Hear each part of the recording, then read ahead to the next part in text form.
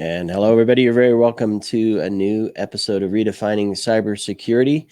I am Sean Martin, your host, and I know if you follow the show, you hear me say it all the time. I get to talk to really cool people about really cool things, and I'm always looking at how we can better operationalize our technology and our cybersecurity programs for the benefit of the business, not just to reduce risk, but to help them grow and achieve new things.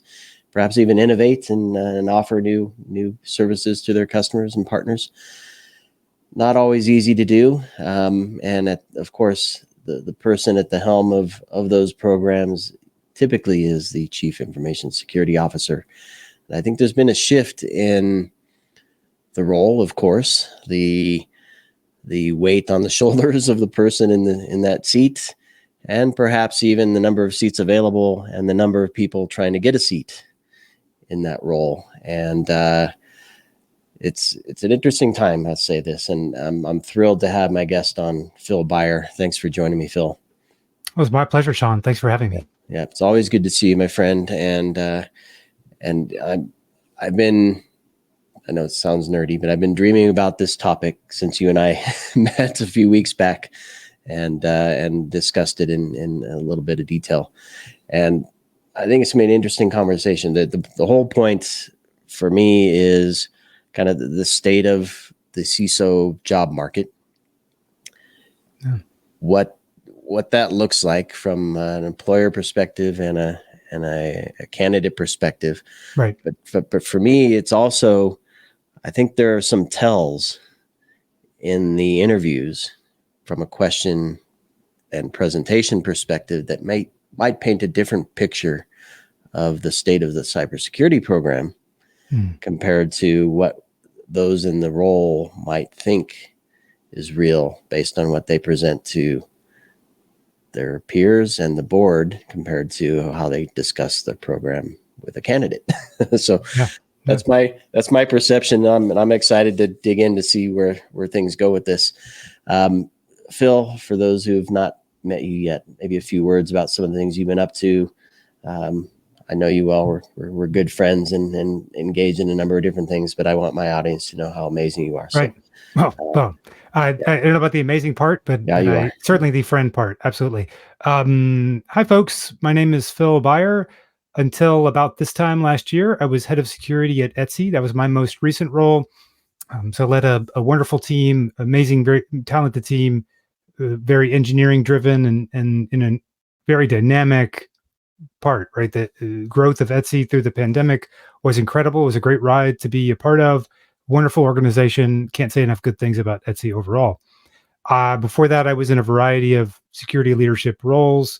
I was a consultant in the first part of my career. So LinkedIn has all the gory details if you want them, but ultimately that's my kind of path and a lot of the lens through which I view things. Very technical background, comfortable in a lot of different domains and in areas, and very interested in practical things, stuff that works, right? The kinds of information security practices that actually get something done, as opposed to the stuff that looks great on paper or checks a box or something like that. So. Yeah, and that's one of the many things that I like about you, Phil, is you're very thoughtful in how you approach things and how you present things and how you have conversations with others. I mean, you do a lot for the community at large, and yeah, I'm just thankful for having the opportunity to know you and chat with you. So let's get into you. You've been looking at CISO roles, security leadership roles over the last few weeks, months, whatever. Yeah, specifically over the last 12 months, but certainly also for years, because in searching for, this would be back in 2019 and beginning a search that ultimately culminated in taking the role at Etsy, which was, for all intents and purposes, I definitely was not the quote unquote CISO, but I was the leader of the security program. I was the senior most information security leader at Etsy. I reported to the board on a quarterly basis. A lot of the things that folks would tick off in terms of their checklist of what constitutes a CISO role. So having been in seat there and having had other responsibilities that were very CISO-like, this has been on my mind for many years. And the job search process was already complex and difficult and challenging and emotionally trying, and it's not any easier in the current market. Before we get into that, though, Sean, I want to say a couple of things that I think are very relevant for this conversation that bear repeating, because what we're about to talk about is far from well understood. Any kind of job search is not like systematically as a process. I realize there are a whole bunch of people and a kabillion books and even more podcasts that and hosts and other things that talk about being experts in job search. And that's certainly not me. And I don't think any of those folks are necessarily expert searchers either.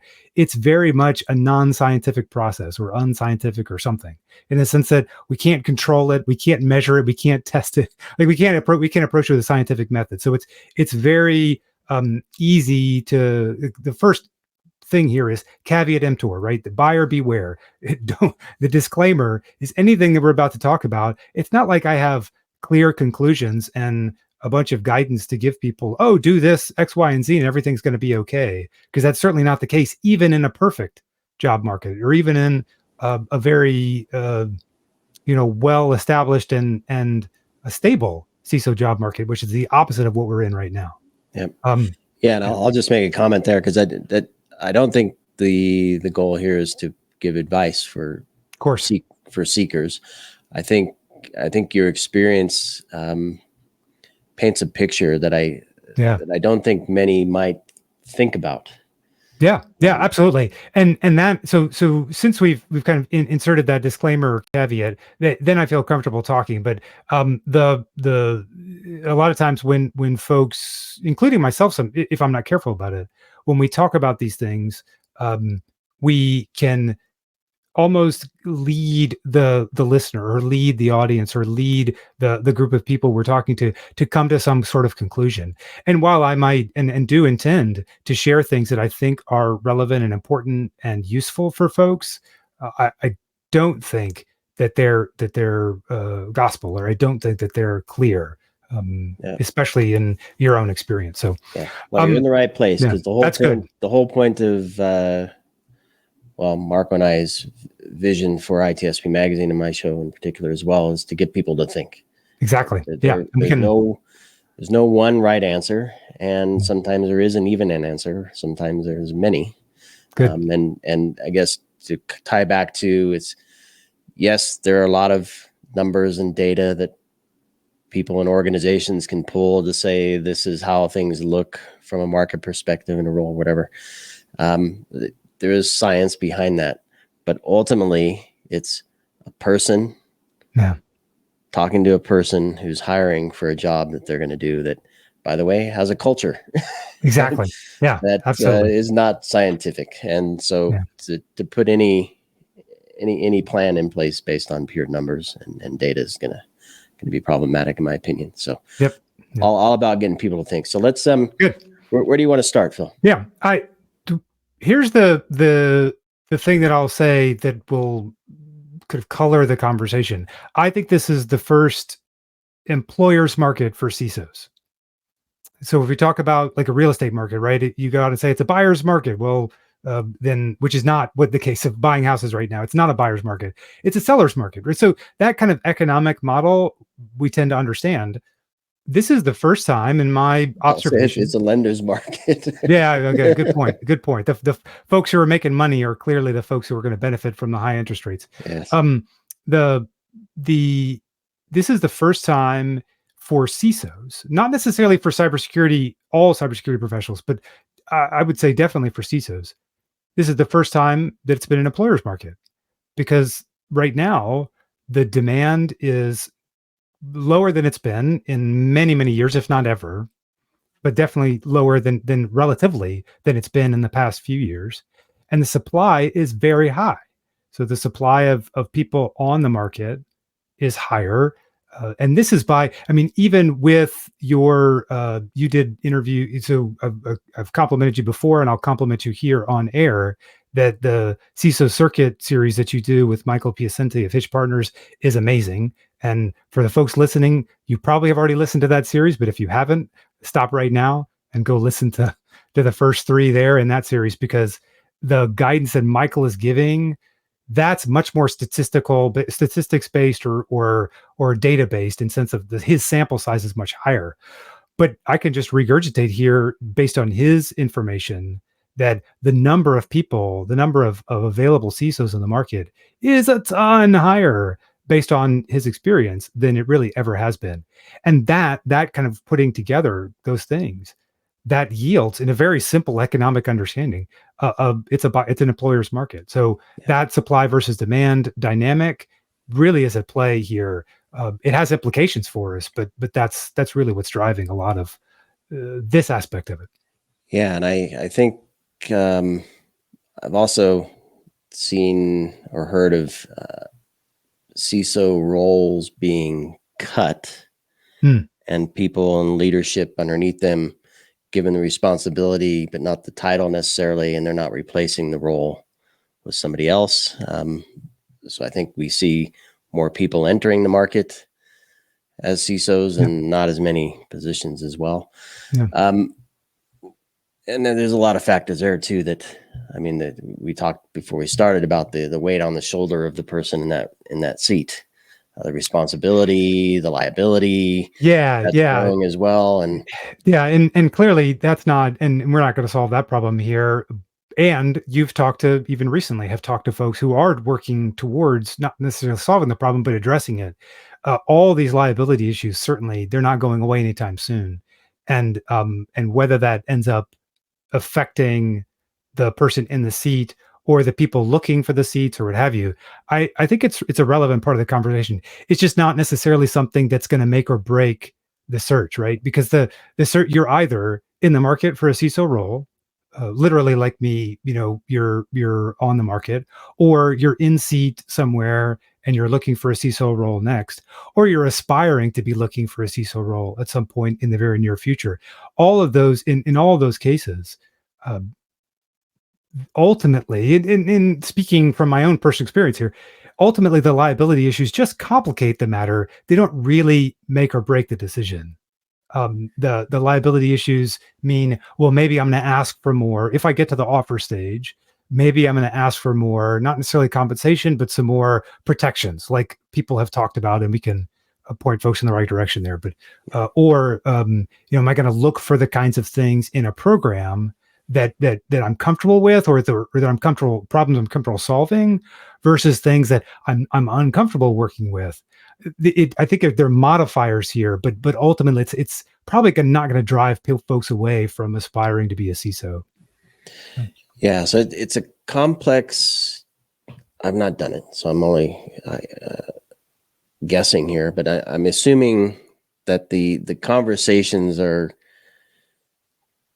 difficult to navigate. Let's put it that way. And I want your perspective on it, because I have a hunch that the hiring manager is either not completely informed of the state of the cybersecurity program, or is and may hold things back, or is and isn't holding things back and sharing something that is a tell for the candidate that says, this may not be the environment that I want to be in, just in general, but also because of and so when it's an employer's market and the candidate has fewer options, I'm assuming you don't want to cut things off the table too soon, too quickly, right?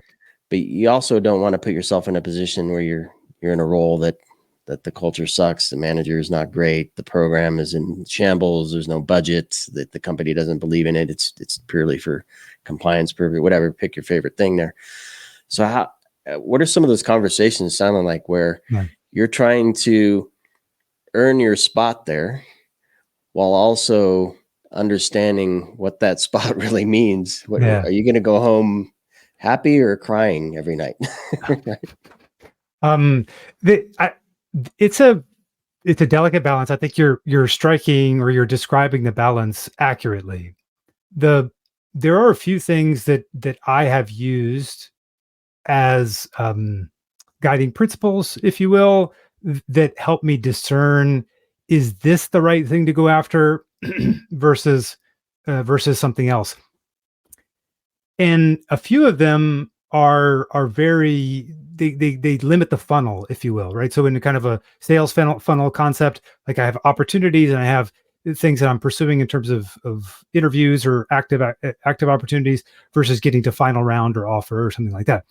And at the top of that funnel, like what comes in, I just don't let stuff in that many other people do, Sean. So now, massive caveat from before, my experience, but then also now in an employer's market, like that the dynamic changes because as you were just pointing out, well, okay, Phil, you don't go after these kinds of roles and you do go after these other kinds of roles, but you're not in a role right now. So does that change the things? And the honest answer is absolutely it does. It absolutely changes what I would normally go after versus what I would normally avoid.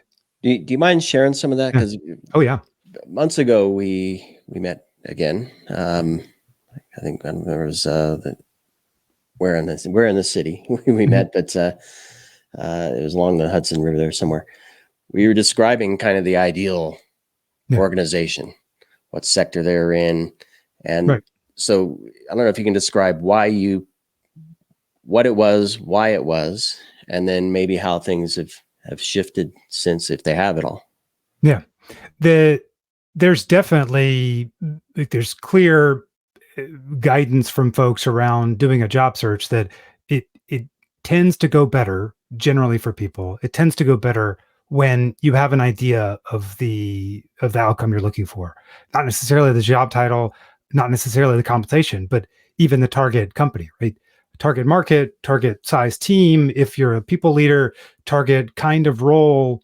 A lot of times that comes down to job title, but I would even say, especially in the CISO job market, there's all kinds of CISOs for all kinds of companies. And a CISO who is compliance focused or who has a risk management background versus a CISO who has a software engineering background versus a CISO who has a penetration testing background. Oh, those are very different archetypes, those three. And there's certainly more archetypes than that. So understanding the kind of archetype or stereotype or what kind of CISO you are, right? That helps your search. And then each of those archetypes is appropriate for really a subset of companies or opportunities out there. There are situations where a company has had one, and I've talked to folks like this. There are situations where a company has had one kind of CISO, and now they're looking for a different kind of CISO. But even then, many of those folks will really think like they just have an impression of what they're looking for. They don't really have that much of an idea. You spoke to this already, but the hiring manager is very often, like, I don't know, 90+%, maybe even more, doesn't have a security background.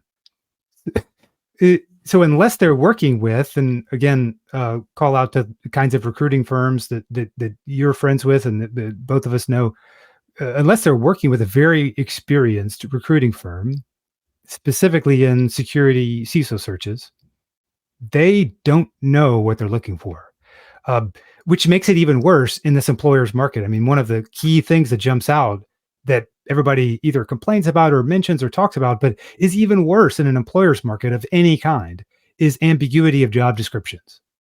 So I was going to say, because you use the archetype, right? So that's the character. Yeah. What story are you going to put that character in? And if you can't get a picture of the story, you don't know it. And historically in cybersecurity, exactly. We've complained about ambiguous job descriptions all over the place for forever. Even a lot of times about our own companies or our own inability to really craft a very accurate job description for a role we're about to post. But it's even worse when a company knows that they're going to be able to talk to all sorts of talent and get a great deal on them because it's an employer's market. So like in that situation, the job description is not helpful. The vertical market of the company sometimes is helpful.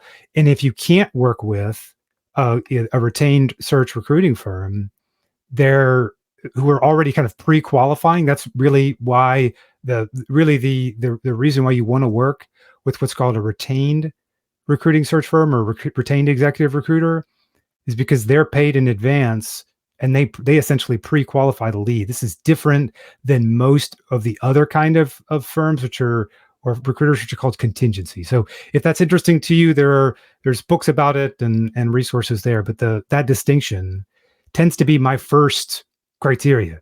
Is the opportunity coming from a retained search firm? All right, I will talk to you. Is the opportunity coming from not coming from a retained search firm?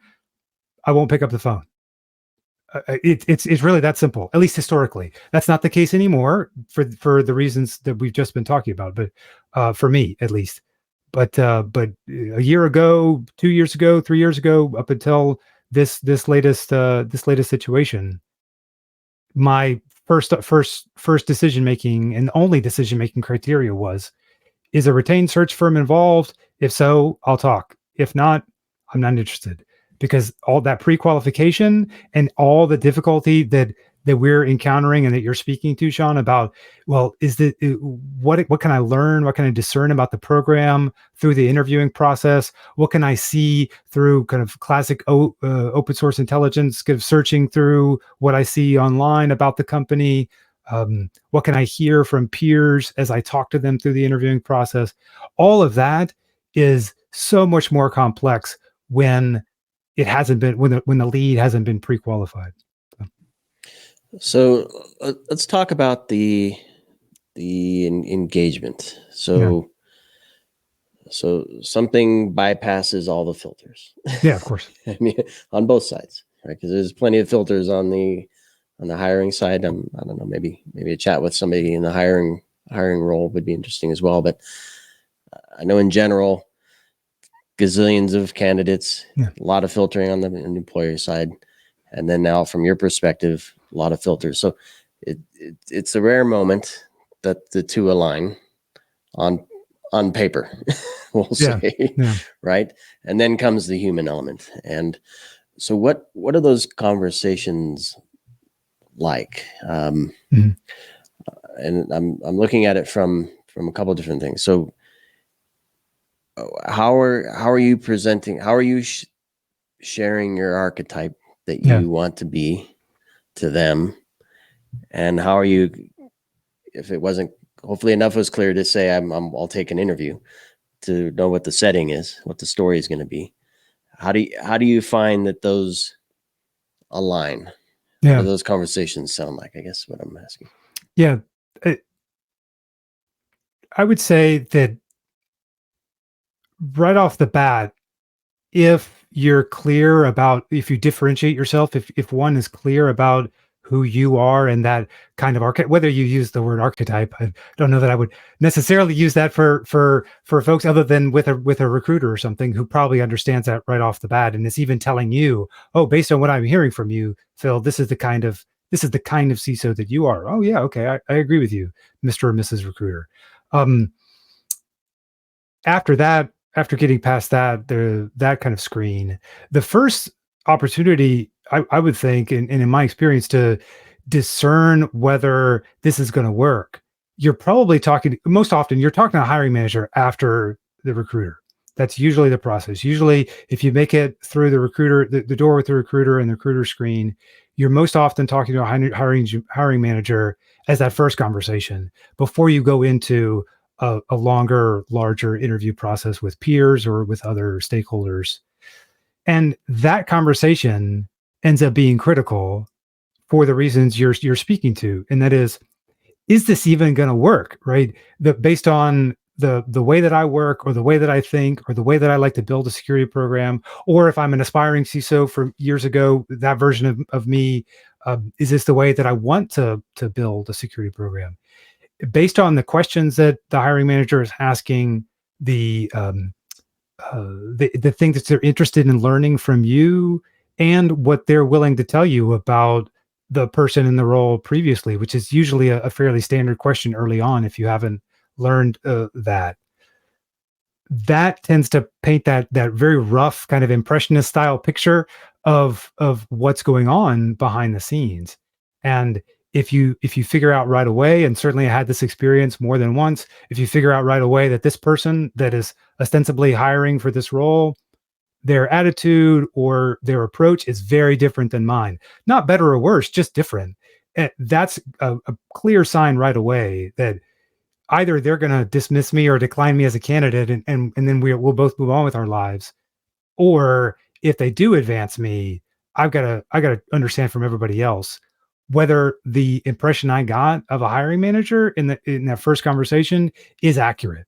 And that's not too difficult to discern as you go through in as we ask, well, what is your impression of this person, or how do you like working for Jill, or something like that, that kind of that stuff, because we haven't said it yet, but it's worth underscoring here that being a CISO is all about relationships and influence.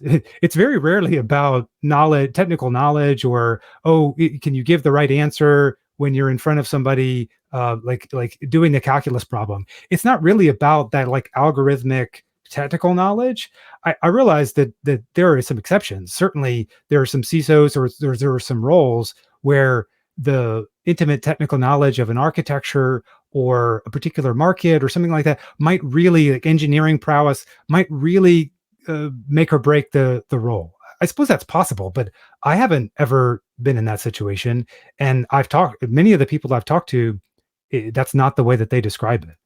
So I accept that there are exceptions to the rule, but generally the rule is relational. The rule is that the role is relational. And if you can effectively build relationships with your hiring manager, the first key stakeholder that any role has, and then the other key stakeholders, that's what you have to discern right away in the interviewing process. Is this going to be even feasible or possible based on personality and archetype and all the things we've been talking about so far? Everything else, I do think, especially in this situation now, everything else is really a solvable problem. So there may very well be like bodies buried in the company. They're very hopefully not literal, right? Figurative bodies, but Where the river is. there may be massive holes to plug in the dam, right? With more fingers than I have to plug up the dam. But the way that I tend to see those things, the like, oh, there are problems here, and should I be worried about that? My view, Sean, is job security, man. I got work to do. Like that's I'm not worried about that. Right? Yeah, I'm not afraid of that. Right? You're looking for not, the cush. yeah. The cush. Yeah. I have full support. The budget's there. Team's built. The former person in the seat just retired. Yep. So already have the hard job. Not so secret, right? So like this is just between you and I, right, Sean? This is I'm about to give you the secret here. So this is just between you and I. Yeah, I'll whisper it. Okay. Yeah. No, but that's not the case for anybody. Right? No one is in that situation. Nobody's in that seat. I know you. Yeah. Sean, I clearly we're friends. I know you know that. And probably every listener knows that too. But just in case you need to hear it one more time, there is no role like that. It's never the case. No one has enough money. No one has a big enough team. No one has unlimited resources. And even if you had it for an instant or a blink of an eye, your next boss or the next CFO or the new CEO or whatever is going to pull that rug right out from under you. So there is no situation that is good. I do think that it's worth looking for something that would be like an untenable situation. That's like there certainly have been those. We all through the community, because everybody talks, right? We've all heard about things like that. We've all heard about folks who are set up for failure or who are just teed up to be the scapegoat or what have you. Like definitely that exists. Well, let's talk about maybe not the specifics there, but just kind of the realities of. So it is a hard job. There's a lot of responsibility. Nothing ever aligns completely on all cylinders. Not all cylinders are firing at the right times. So for me, that comes back to points you made earlier, where it's about the people, right? That you're interacting with, and I used the word culture earlier. How do you? Because are they honest that the program sucks? We're having trouble. We selected a platform that's given us fits, or we're due for an audit, and we know we're going to fail, and we don't know how to get from here to there. Whatever the story is, how do you know if they're being honest in their presentation of what's really going on? If there are no, so pretty simple litmus test for me, Sean. If I if I dig a little bit or ask a little bit for flaws and I don't get any, then I can't believe anything that they've just said, right? So basically, when I've gone beyond the surface and had hey, let's talk real here. Like, what are the problems? If that list isn't, if there isn't a list, then they're probably withholding, they're probably missing something, or it's somebody, either a stakeholder or a hiring manager, who hasn't been involved. Both of which are, again, I don't know that there's any red flags, or fewer red flags these days for people, but that's certainly a yellow or an orange or something that is to be worried about, in the sense that if you're interviewing with somebody, theoretically, or they're supposed to be someone who is well connected to the security program. You're not going to interview with the janitor. You're not going to interview, even most times you're not interviewing with the CEO, because for the most part, the CEO is not intimately involved with the security program in most companies. So the person you're interviewing with, either hiring manager or a key stakeholder, has some vested interest in the security program's success. That's why they've been involved, right? So a key aspect of that conversation needs to be, can I build a rapport in the 45 minutes, or hopefully not 30, because that's hard, but 45 minutes to an hour or so? Can I build enough rapport to actually ask a question like, well, tell me what you're expecting from the person in this role, or in the first 90 days, or tell me about how you've been working with the security team over the past few years, or tell me about not a flaw or something like that. Like, that's a little bit too little too pushy, but basically, again, asking a little bit for, well, what's behind the curtains? Pull the curtain back for me and show me a little bit of what is there. If that doesn't happen, then it's either difficult for you to build a rapport with this person, or they're hiding something. Because almost always, people are hiring this role, especially now, because they need the role, not because they just have to have the role. Yeah.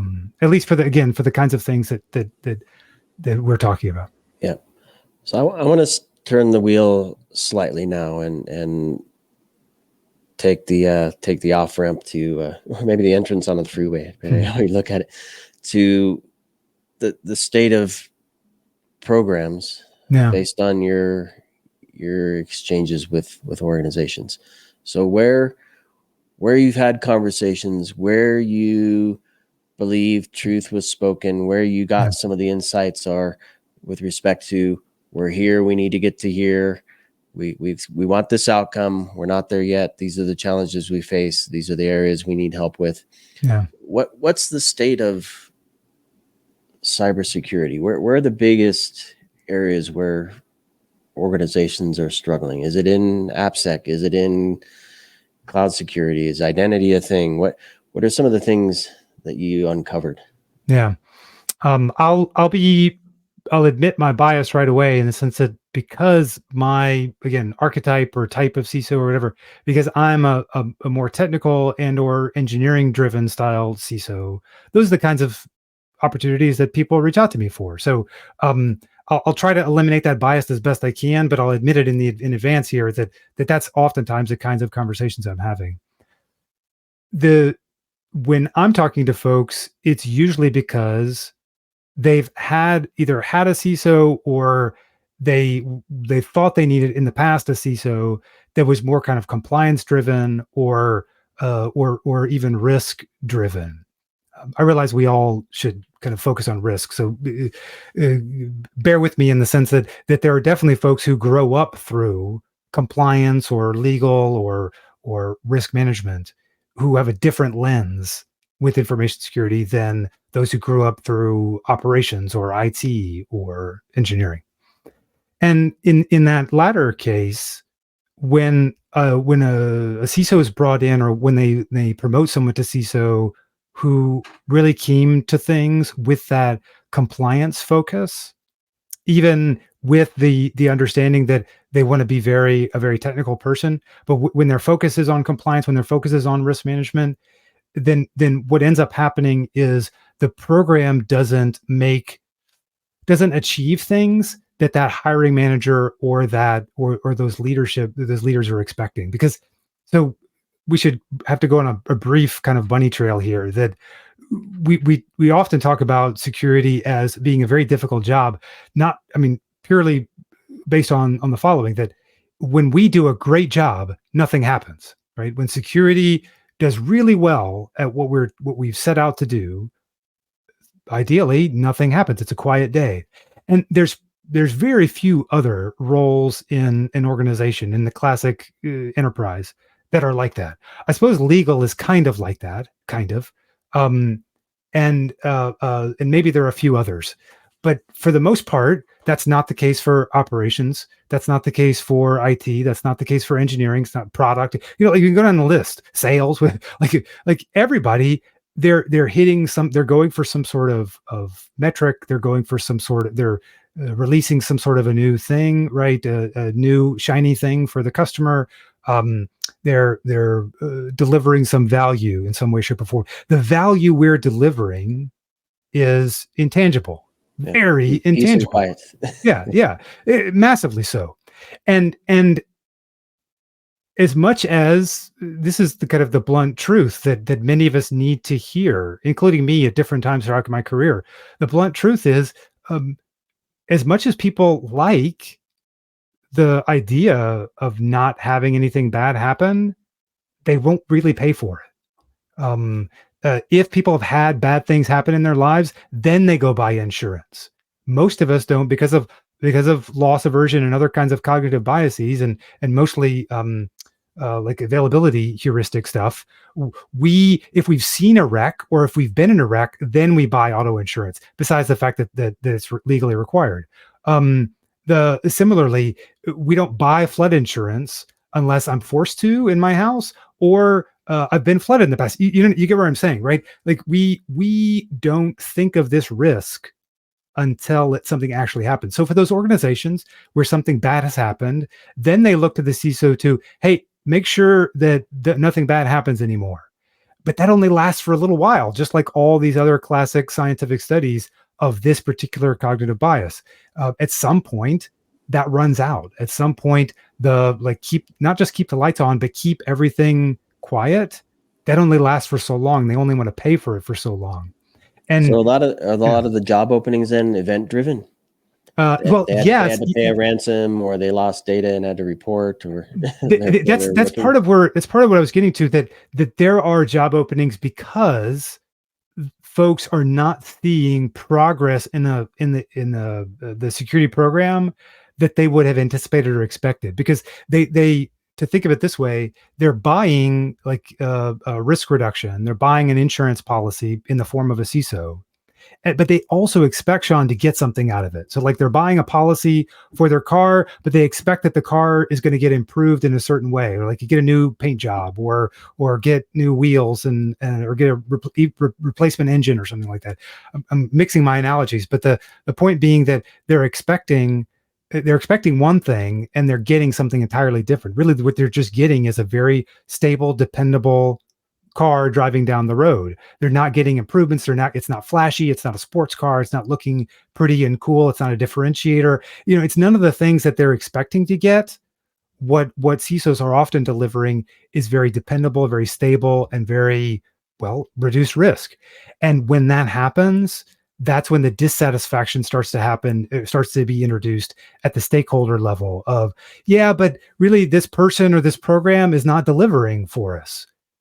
So let's either make it difficult for that person and burn them out, and they'll move, or let's encourage them to move on, and let's bring somebody else in. And that's where I started. That I'm being brought in, or I'm oftentimes being talked to when somebody wants to bring in an engineering driven leader because they're looking for a security team that works better. I don't know that I've encountered any security teams that really don't work at all with someone else. They just work poorly with another group, right? And so improving that relationship of how security works with engineering or how security works with product or something, they want to improve that, or they actually want the security team to deliver on some sort of outcomes that haven't happened yet. And that distinction or that maturity of our role is going to continue to be a push and pull challenge, because again, this liability stuff doesn't make it any easier. But the fact that oftentimes our incentive is for nothing bad to happen, but everybody else in the organization is incentivized to make something happen, right? We're being told nothing should happen, and everybody else is incentivized to make stuff happen. That's when we just don't look like anybody else, and not looking like anybody else in this case is a bad thing. So talk to me as we wrap here Yeah. about the maturity of the business. You used the word outcome before. Yeah. In terms of what you're looking for in the role. In your experience, is the business more mature in defining and articulating what the outcome is from the program that they want to achieve? Bluntly, no. I don't think anything has changed really in the last few years. It's better than it's been, a decade ago, but I still think we have so much farther to go. What are they saying that's misaligned, do you think? Yeah. Largely it's incentive based. Largely the incentive is either nothing bad should happen, or like make us better compared to our peers or something like that. So like that's still generally what security programs come down to. There are certainly exceptions, but the vast majority of expectations of a CISO ends up being do incrementally better, a little bit better of these things that we've talked about already. And that means that there really is very little understanding about the role overall, or about how an information security program could become beneficial for any given enterprise.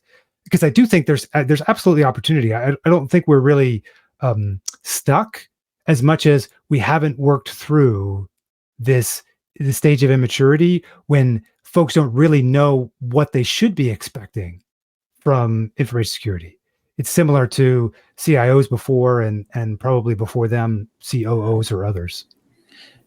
Yeah, because I'd love to hear an executive say, we have to be compliant, but we're spending too much money on achieving compliance. Or we need cyber insurance, but we're not unable to put in place policies and controls and articulate the program in that regard in order to get the best coverage with the best premiums. True. Or those are kind of like business things. Like we're spending too much money, we're not able to get the benefit of something in the market because we right. I think there's some very near term possibilities that are reasonable, and that is that at some point our executive leadership should say similar things to what we try to tell ourselves in our CISO echo chamber or cybersecurity echo chambers, and that is, we exist like brakes on a car, right? If we want the car to go speed down the highway, it has to have brakes. It can't go faster safely. It can't go faster without a good set of brakes.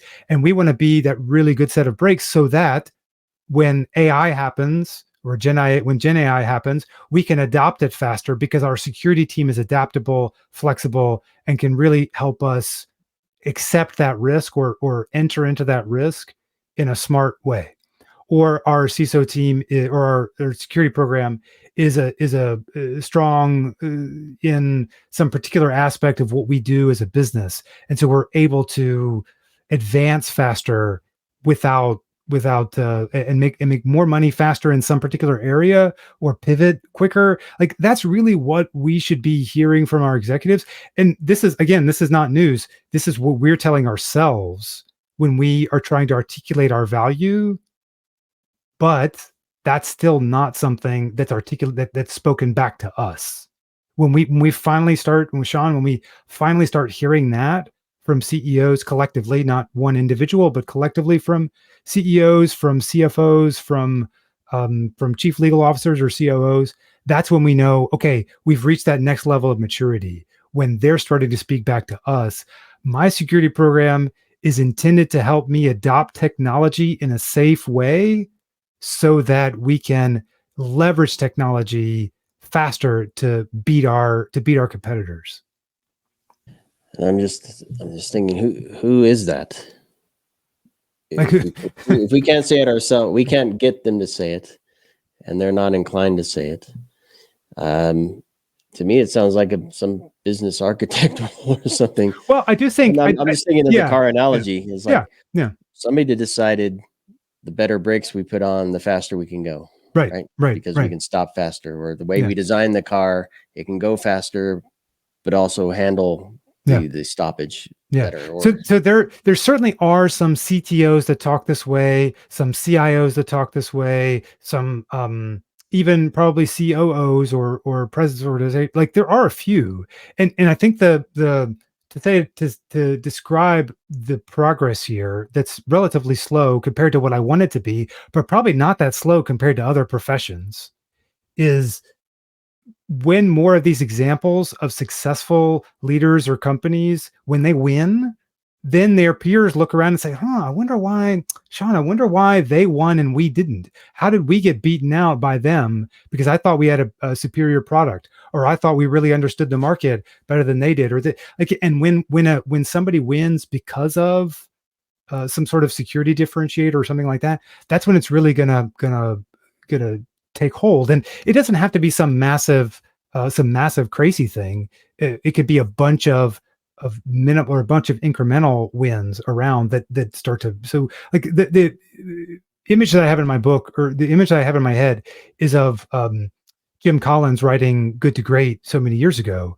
And I realized that there are aspects of that research or that study and that work that has been questioned over the years, rightly so. But ultimately, part of what either flywheel or other kinds of concepts that Collins introduced there, they've been latched onto by leaders because of folks succeeding over time with those concepts. And that it's the same thing here, that our profession gets better or gets more mature when we share. And this is like, I haven't actually said this yet, which is surprising to me. It's been more than 45 minutes and I haven't talked about like sharing and collaborating and being together about this. Like when we as leaders work together to advance practices that are successful and tell each other how to do it, like help each other and do this together, that's when we see that success spread, and it becomes more.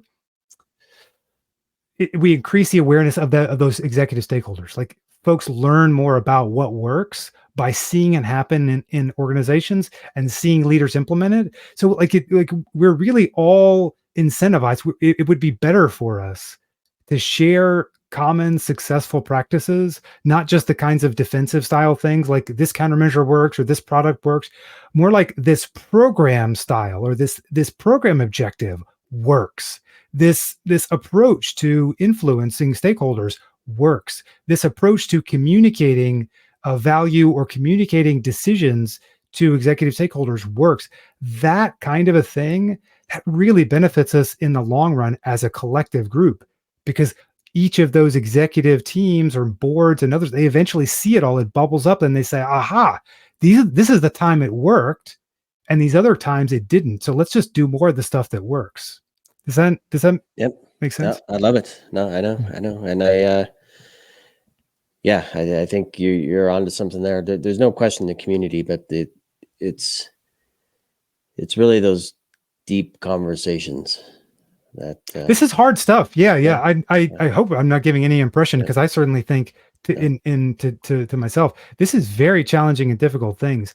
And I'm glad to have friends and colleagues and others I can lean on to say, hey, this is what I've tried in this situation. to share both, like, this is what's worked for me, but then also what has worked for you. How have you approached this thing, or how have you done this? Because, like, yeah, the job is already hard enough.